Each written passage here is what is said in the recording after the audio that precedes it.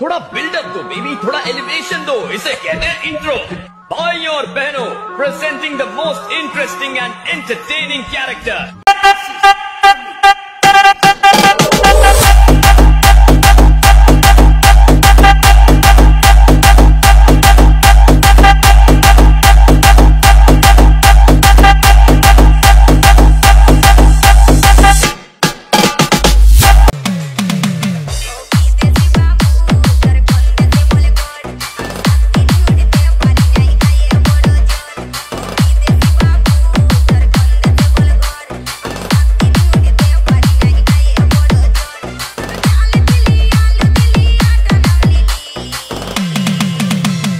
DJ Sumanto Orang